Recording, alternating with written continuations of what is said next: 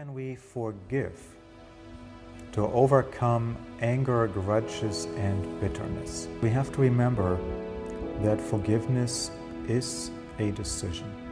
Yeah, even if it may be very, very difficult, a person can still pray to the Supreme Lord, please help me, O Lord, that I come to that point where I can actually begin to forgive that other person or this other persons.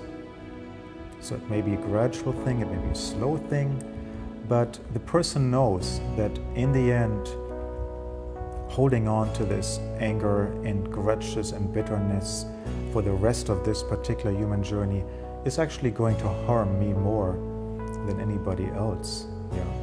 So we need to heal, and others also need to heal. So we can choose to forgive, or we can choose to hold on to hurt feelings and let them sit in our hearts like thorns. There was an ancient, great saintly person who once described the glories of forgiveness. And so we will just read a few of these glories of forgiveness, so that we can maybe have a greater appreciation of how wonderful and important forgiveness is. So the first one is, if there were not persons in this world who exercised forgiveness, then chaos would soon prevail.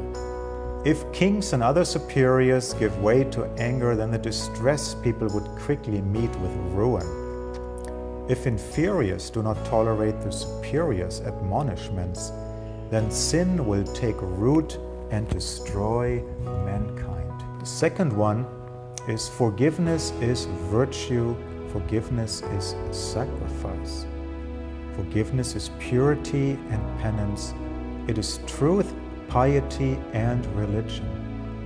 Through forgiveness, the universe is sustained, and by practicing forgiveness, a man can attain to everlasting regions of bliss. Both this world and the next belong to the forgiving person. Therefore, forgiveness is considered the highest virtue.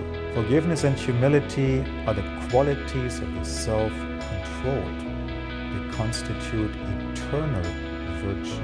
And the fifth one, the wise consider him a man of character who restrains his wrath. The pious always praise such a man because they understand that the forgiving man is always victorious. One who represses his anger even when antagonized rejoices in the next world. For this it is said that a wise man, whether strong or weak, and even if in difficulty, should always forgive his persecutor. So this is not an easy state of being, state of consciousness to attain. But we can just appreciate one thing here when we hear this, is that many times people will feel, yes, but I'm empowered. I have the right to be angry over this. I have the right to seek punishment, revenge, so forth. And that may all be true. But it is still more pleasing to the Supreme Lord if we do not demand this, if we do not act on that. Forgiveness consists of tolerating enmity, the state or feeling of being actively opposed or hostile to someone or something. Learning to forgive is in our best interest.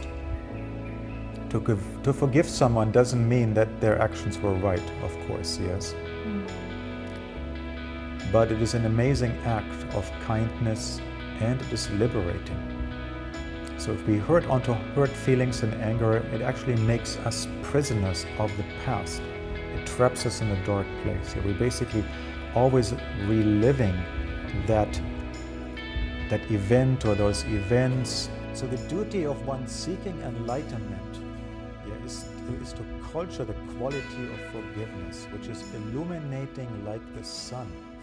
The Supreme Lord is pleased with those who are forgiving.